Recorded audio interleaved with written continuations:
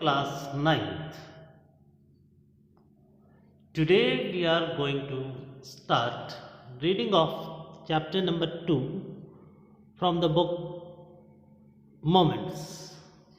Sorry, chapter number 3. This is chapter number 3 and the chapter's name is Ishwaran the Storyteller. So the story writer of this story is R.K. Lakshman.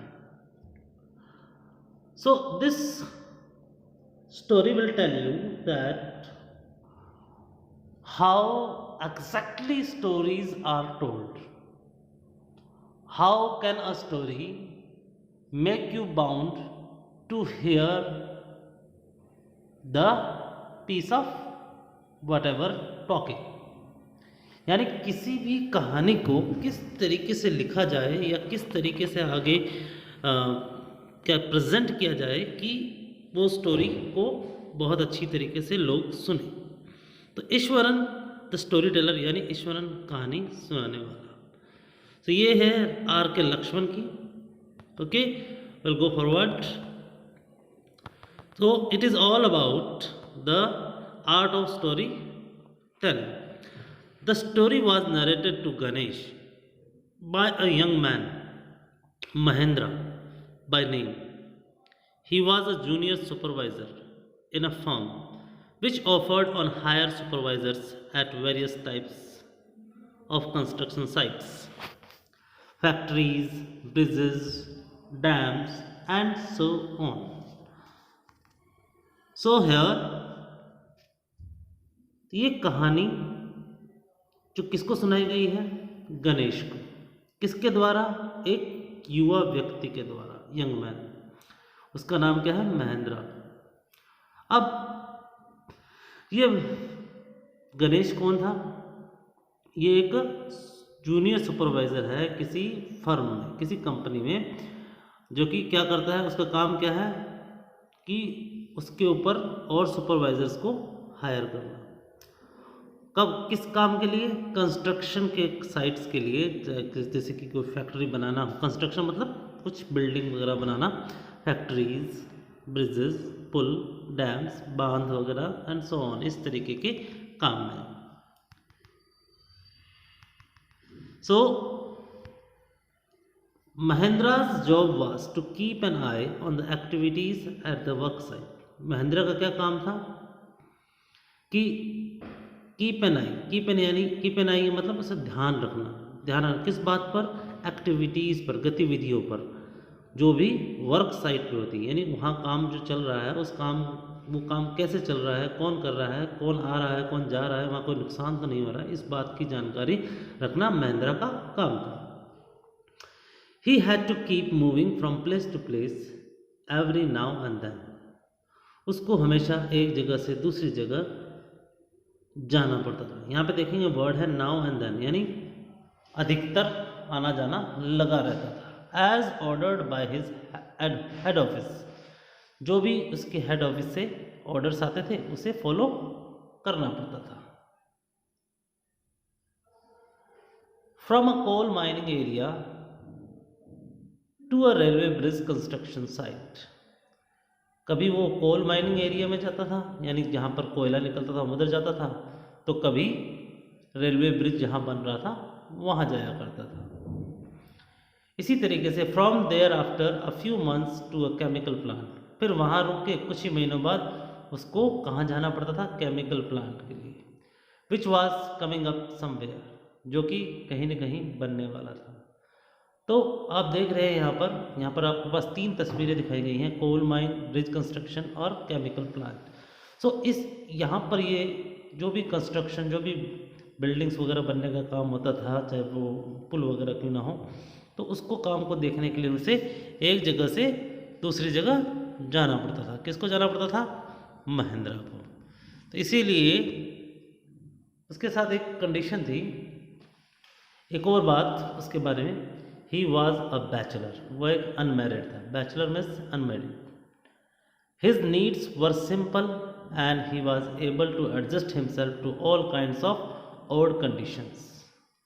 उसकी ज़रूरतें बड़ी साधारण थी और वो अपने आप को बड़ी जल्दी एडजस्ट कर लेता था, चाहे जितनी मर्जी ऑड कंडीशन आ जाए। ऑड मतलब जितनी मर्जी विपरीत परिस्थिति आ जाए, जितनी मर्जी मुश्किलें आ जाए।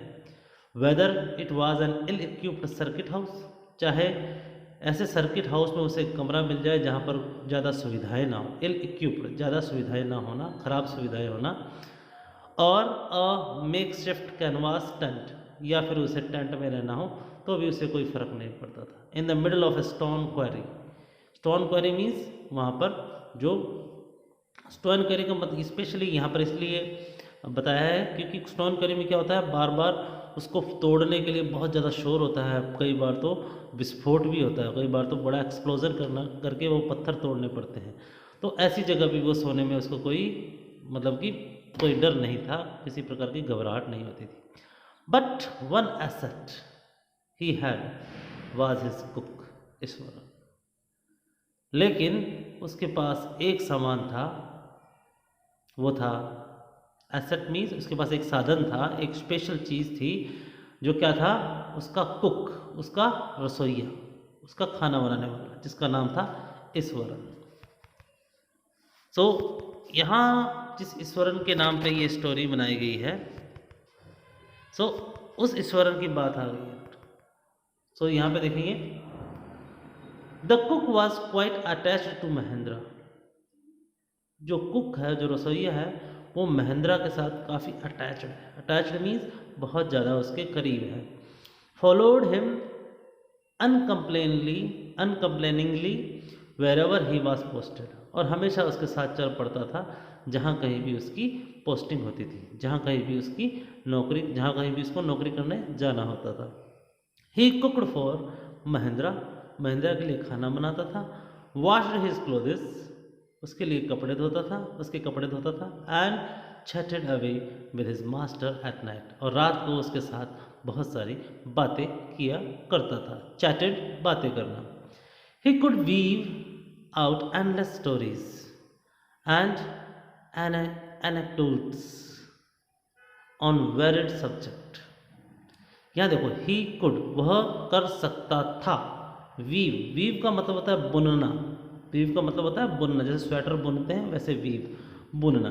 तो बुनना का मतलब यहाँ पर वो बना सकता था, वीव आउट, बना सकता था। एंडलेस स्टोरीज, बहुत सारी कहानियाँ।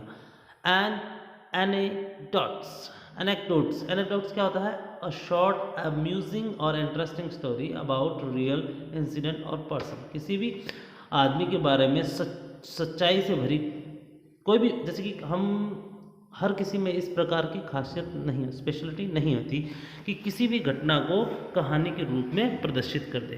तो ईश्वरन के अंदर ये खासियत थी कि वो किसी भी वास्तविक घटना को कहानी के रूप में अपने मालिक को प्रदर्शित कर देता था, सुना देता था, चाहे वो अलग अलग टॉपिक की हो।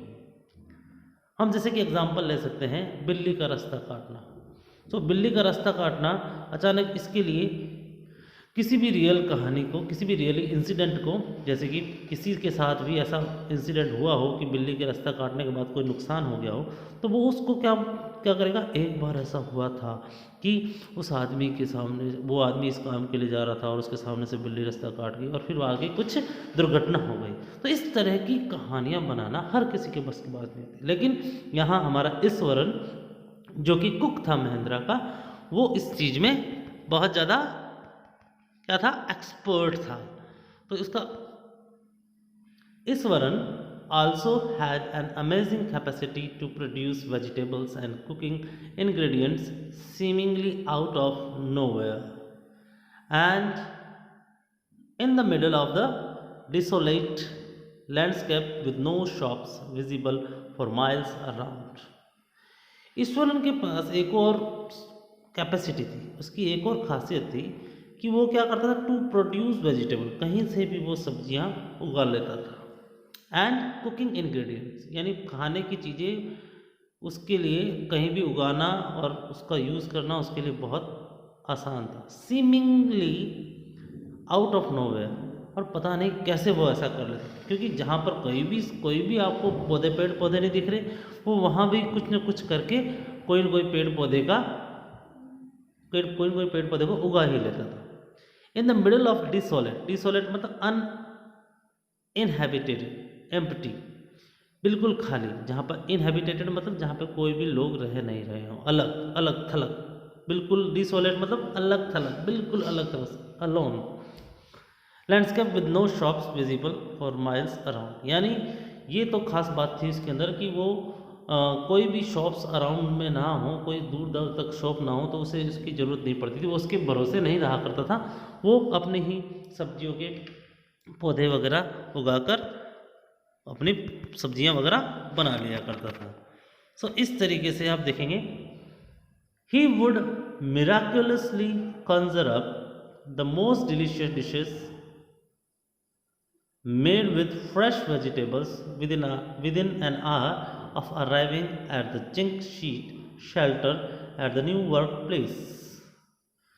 देखिए उसकी क्या विशेषता थी कि वो मिराकलसली मतलब जादुई तरीके से, कॉन्जर अप का मतलब to gather a create with magic, बिल्कुल एक जादू सा कर देता था। द मोस्ट डिलीशियस डिशेस, बहुत ही स्वादिष्ट, यानी किसी भी सब्जी को, किसी भी खाने की चीज़ को वो बहुत ज़्यादा क्या बना देता था, जादुई बना देता था। क्यों? क्योंकि वो किससे बनती थी, made with fresh vegetables with in an hour, 1 घंटे के अंदर ही।